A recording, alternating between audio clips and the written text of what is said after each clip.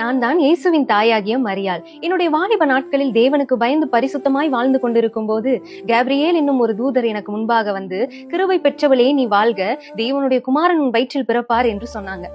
இப்படி சொல்லும் போது நான் ஆச்சரியப்பட்டு அவரிடத்தில் அடுத்த கேள்வியாக கேட்டேன், நான் ஒரு கணவரை அறியாதவளா இருக்கும் போது எனக்கு எப்படி குழந்தை பிறக்கும் என்று.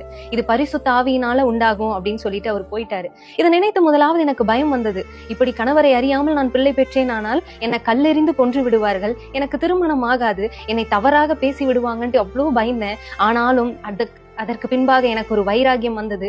தேவனுடைய செயலை செய்ய என்ன ஒரு அங்கமாய் தெரிந்து கொண்டார் என்பதனால நம்பிக்கை உரியவராகிய யோசேப்பு கிட்ட சொன்னேன். அவரும் புரிந்து கொண்டார். அவர் என்னை திருமணம் செய்து கொண்டார். இயேசு கிறிஸ்துவும் பிறந்த பிறகு இதை தேவ தூதரால் அறிவிக்க கேட்ட சாஸ்திரிகளும் ஆடு மேய்க்கிறவர்களும் வந்து இயேசு கிறிஸ்துவை பணிந்து கொண்டாங்க. இந்த சந்தோஷத்தை என்னுடைய வார்த்தையினால சொல்ல முடியாது. அவ்வளவு சந்தோஷம். தேவனுடைய குமாரன், இந்த உலக ரட்சகரை நான் பெற்றெடுத்திருக்கேனேன்னு அவருக்கு நிறைய காரியங்களை சொல்லிக் கொடுத்தேன். தேவனை பற்றி சொல்லிக் கொடுத்து ஒழுக்கத்திலும் எல்லா காரியத்திலும் இயேசுவை நான் வளர்த்தேன். அவர் வளர்ந்த பிறகு எனக்கு எல்லா போதகத்தையும் பண்ணினார். இப்படியே சில காலங்கள் போன பிறகு என்னுடைய இருதயத்துல ஈட்டி பாய்ந்தது. என்னவென்றால் இயேசுவை சிலுவையில் அடித்து கொன்று விட்டார்கள். இது என்னை வேதனைப்படுத்தினது. அந்த வேதனையை சொல்ல முடியாது. அவ்வளோ வேதனை. நான் அழுது புலம்பினேன். ஆனாலும் எனக்கு ஒரு நம்பிக்கை, இயேசு கிறிஸ்து மரித்து 3ஆம் நாளில் எழும்புவேன்னு சொன்னாரு. அதே போல எழும்பி எங்களுக்கு முன்பாக வந்து நின்றார். அவரை நாங்கள் எல்லோரும் பணிந்து கொண்டோம். அவருடைய ரட்சிப்பு மகிழ்ந்தோம்.